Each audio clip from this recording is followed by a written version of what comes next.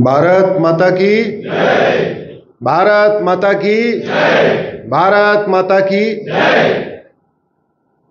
सबसे पहले इस पवित्र भूमि को प्रणाम करता हूं, भगवान महाकाल को प्रणाम करता हूं। यहां पे रानी अहिल्याबाई एक से बढ़कर एक धर्मनिष्ठ महापुरुष हुए, माताएं हुई, सबको प्रणाम करते हैं। और एक बार आइए हम सब लोग आंख बंद करके अपने उन पूर्वजों को याद करें। हम लोगों ने अपने पिताजी को देखा है, दादाजी को देखा है, लेकिन जिसकी वजह से हम हिंदू हैं, जिसकी वजह से हम सनातनी हैं, जिसकी वजह से हम तिलक लगाते हैं, जिसकी वजह से हम सरस्वती वंदना करते हैं, जिसकी वजह से हम दीपक जलाते हैं, जिसकी वजह से हम माला पहनते हैं, उनको हमने देखा नहीं है। इसलिए उन अपने पूर्वजों को याद करते हैं हम लोग, जिसकी वजह से आज हम हिंदू हैं, सनातनी हैं। उन्होंने असंख्य पीड़ाएं झेली, जजिया दिया, टैक्स दिया, सब कुछ किया, बहुत तकलीफें झेली, लेकिन वो कन्वर्ट नहीं हुए। इसीलिए आज हम कोई यादव बने हुए हैं, कोई पटेल बने हैं, कोई शर्मा हैं, कोई भारद्वाज हैं, कोई पाटीदार हैं, कोई तेंदुलकर हैं, कोई अमिताभ बच्चन हैं, कोई कुछ सब बने हुए हैं। एक बार उन सभी अपने पूर्वजों को याद करते हैं, जिसकी वजह से हम सब लोग आज हिंदू बने हुए। आज 2023 का मेरा 84वां कार्यक्रम है, 84वां कार्यक्रम है इस साल का।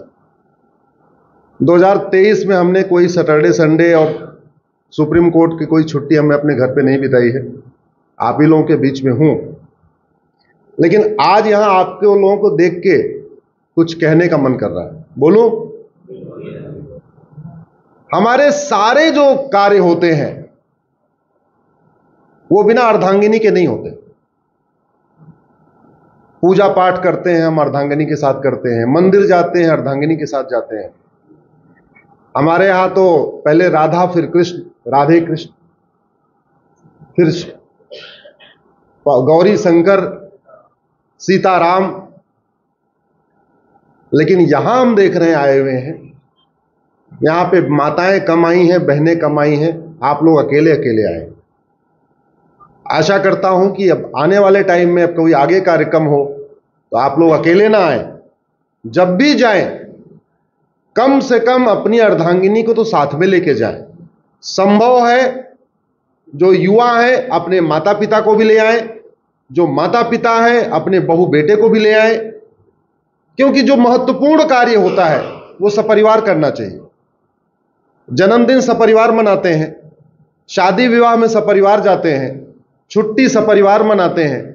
ऐसे महत्वपूर्ण कार्यों में जहां कुछ चर्चा होनी हो संस्कार की, सनातन की, राष्ट्रहित की, वहां अकेले नहीं आना चाहिए।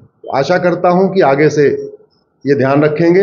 वैसे ये बात केवल आप लोगों के लिए नहीं कह रहा हूं, क्योंकि ये वीडियो 3 से 5 करोड़ लोगों तक पहुंचेगा, तो माध्यम आप हैं। एक्चुअली मैं उन 5 करोड़ लोगों को कह रहा हूं जो लोग ये वीडियो सुनने वाले हैं। ये जो आपका स्नेह परिवार है, आप तो वो काम कर रहे हैं जो बड़े बड़े संत करते हैं, महात्मा करते हैं। हमारे पहले महामंडलेश्वर किया करते थे। बहुत ही पवित्र कार्य कर रहे हैं, इसलिए इस पवित्र कार्य के लिए मैं स्नेह परिवार को बधाई देता हूं, धन्यवाद देता हूं। कल मैं कौन सा स्थान था वो, जो भानपुरा, कल भानपुरा में था, तो उज्जैन से स्वामी सुमनानंद जी आए हुए थे। उन्होंने मुझे उज्जैन भी का भी आमंत्रण दिया है। अक्टूबर के महीने में एक बड़ा कार्यक्रम उज्जैन में फिर से होगा। वैसे मैं पिछले महीने था वहां पे, मगध यूनिवर्सिटी में था। कोशिश ये है कि सनातन संस्कृति मजबूत हो, इंडिया का सफाया हो और भारत महान बने।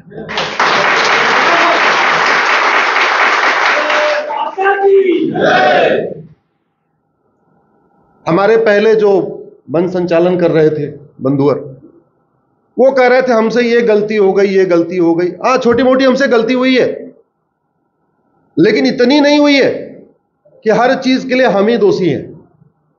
एक्चुअल में सारी समस्याओं की जड़ ओट जीवी और नोट जीवी नेता है। बियर बार वो खुलवाते हैं, हुक्का बार वो खुलवाते हैं, डांस बार वो खुलवाते हैं, शराब का ठेका वो दिलवाते हैं, सारे अवैध काम वो करवाते हैं, और बाद में हमें प्रवचन देते हैं अपने बच्चों को रोक लो। दिन भर कभी राष्ट्रवाद की बात करेंगे, कभी समाजवाद की बात करेंगे, कभी गांधीवाद की बात करेंगे, कभी लोहियावाद की बात करेंगे, कभी नए नए लच्छेदार बातें, और रात में पैसा लिया, हुक्का बार का लाइसेंस, शराब के ठेके का लाइसेंस, डिस्को बार का लाइसेंस, बियर बार का लाइसेंस। ऐसे पाखंडियों को हम सबको पहचानना होगा, जो हमें आके ज्ञान देते हैं अपने बच्चों को संभाल लो, आपका बच्चा हुक्का क्यों पीने आ रहा है। अरे तूने हुक्का खुलवाया क्यों? तूने डांस बार खुलवाया क्यों? टीवी पर अश्लीलता फैलाने वाला कार्यक्रम तुम क्यों अलाउ कर रहे हो? ऐसी कोई समस्या नहीं है जिसका समाधान संसद और सुप्रीम कोर्ट में नहीं हो सकता, हाई कोर्ट और विधानसभा में नहीं हो सकता। ऐसी कोई समस्या नहीं है जिसका इलाज कानून बना के नहीं हो सकता। मैं कानून का विद्यार्थी हूं और कानून के विद्यार्थी के नाते कह रहा हूं, केवल दैवीय समस्याओं को छोड़ के, भूकंप, आपदा, सुनामी, बाढ़ को छोड़ के ऐसी कोई समस्या नहीं है जिसका समाधान संसद और विधानसभा में नहीं हो सकता। और एक बात याद रखिए, हॉस्पिटल बदलने से बीमारी ठीक नहीं होती, डॉक्टर बदलने से बीमारी ठीक नहीं होती। ना हॉस्पिटल बीमारी ठीक करता है, ना डॉक्टर बीमारी ठीक करता है। बीमारी ठीक करता ही है दवा, बीमारी ठीक करती है वैक्सीन, बीमारी ठीक होती है इंजेक्शन से। लेकिन हम लोगों ने मन में बना लिया कि नहीं नहीं नहीं नहीं, पार्टी बदल लो, नेता बदल लो, समस्याओं का समाधान हो जाएगा। पिछले 75 साल से हॉस्पिटल बदलते रहे यानी पार्टी बदलते रहे, डॉक्टर बदलते रहे यानी सांसद विधायक बदलते रहे, कोई समस्या ठीक हुई क्या? हुई कोई समस्या ठीक? मध्य प्रदेश में आपने कितने डॉक्टर बदल लिए? मैं भी देख रहा था डॉक्टरों का नाम, रविशंकर शुक्ला, कैलाशनाथ काटजू, श्यामाचरण शुक्ला, कैलाश चंद जोशी, अर्जुन सिंह, मोतीलाल बोरा, दिग्विजय सिंह, बाबूलाल गौर से कमलनाथ से अब तक इतने डॉक्टर बदल लिए। कोई एक समस्या बताइए जो मध्य प्रदेश के किसी एक जिले से खत्म हो गई हो। नशा खत्म हो गया? जोर से बोलिए जरा। शराब खत्म हुआ? घूसखोरी खत्म हुई? जमाखोरी खत्म हुई? मिलावटखोरी खत्म हुई? कालाबाजारी खत्म हुई? नशा तस्करी खत्म हुई? माओवाद खत्म हुआ? नक्सलवाद खत्म हुआ? रोहिंग्या भागे, बांग्लादेशी भागे, धर्मांतरण रुका, अवैध निर्माण रुका, अवैध मजारें रुकी, अवैध दरगाहें रुकी, अवैध मस्जिद रुके, चर्च खत्म हुए, धर्मांतरण रुका, कुछ भी हुआ क्या? पिछले 75 साल से हॉस्पिटल बदलते रहे, डॉक्टर बदलते रहे, लेकिन डॉक्टरों ने दवा नहीं बदली, इसलिए समस्याएं ज्यों की त्यों।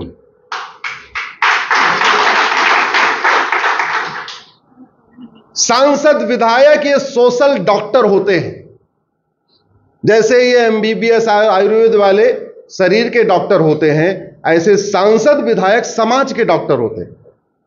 उनको समाज के डॉक्टर का काम करना चाहिए, लेकिन हमने व्यवस्था नहीं बदली। और सबसे ज्यादा जो पावरफुल होता है वो कानून होता है। भारत में कम से कम 1 लाख मौलवी, पादरी, कथावाचक, राम कथावाचक, कृष्ण कथावाचक, महामंडलेश्वर, पुजारी सब हैं। झूठ रुक गई क्या? झूठ खत्म हुई क्या? जानते हैं क्यों? क्योंकि झूठ बोलना पाप तो है, लेकिन झूठ बोलना अपराध नहीं है।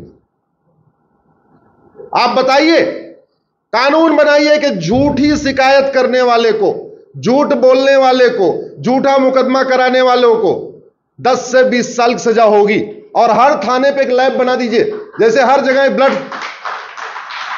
जगह आपकी ब्लड टेस्ट करने की लैब है ना, आपके यहां भी है, नागदा में लैबें हैं ना बहुत सारी जहां ब्लड टेस्ट होता है। ऐसे एक लैब नागदा में बना दीजिए झूठ पकड़ने वाली, narco polygraph brain mapping test करने वाली एक लैब बना दीजिए। और कानून बना दीजिए कि जो झूठ बोला, जिसने झूठी शिकायत दर्ज कराई, झूठा मुकदमा दर्ज कराया, कुछ भी झूठा काम किया, उसको 10 से 20 साल सजा देंगे। मैं गारंटी के साथ कहता हूं, जो काम लाखों पादरी, मौलवी, महामंडलेश्वर, कथावाचक, कृष्ण कथावाचक, राम कथावाचक नहीं कर पाए, वो काम आपकी एक नार्को पॉलीग्राफ ब्रेन मैपिंग की लैब कर देगी और झूठ बोलने पे गंभीर अपराध वाला कानून वही काम कर देगा। अब आप बताइए पावरफुल कौन, क्या हुआ? कानून पावरफुल हुआ या इतने सारे कथावाचक मौलवी पादरी हुए? जापान में तो कोई इतने नहीं महामंडलेश्वर, कथावाचक, मौलवी, पादरी हैं, फिर वहां लोग ईमानदार क्यों हैं? सिंगापुर में तो इतने नहीं है, फिर वहां लोग ईमानदार क्यों हैं? अमेरिका में इतने ईमानदार क्यों हैं, झूठ क्यों नहीं बोलते? डेविड कोलमैन हेडली जैसा आतंकवादी जब अमेरिका में पकड़ा गया, उसने सच उगल दिया, क्योंकि अमेरिका में झूठ बोलने पे 10 से 20 साल सजा है। मतलब अपराध, कोई छोटा मोटा अपराध किया तो 5 साल सजा, और उसी अपराध को अगर झूठ बोला कि हमने अपराध नहीं किया तो 10 से 20 साल सजा और फालतू हो गई। शर्ट चुराने की 5 साल सजा और झूठ बोलने की 10 से 20 साल सजा। आदमी शर्ट चोरी करने के बाद कबूल करेगा कि नहीं कबूल करेगा? हाँ, जिन्होंने शर्ट चुराया बताओ जरा, करेगा कि नहीं करेगा?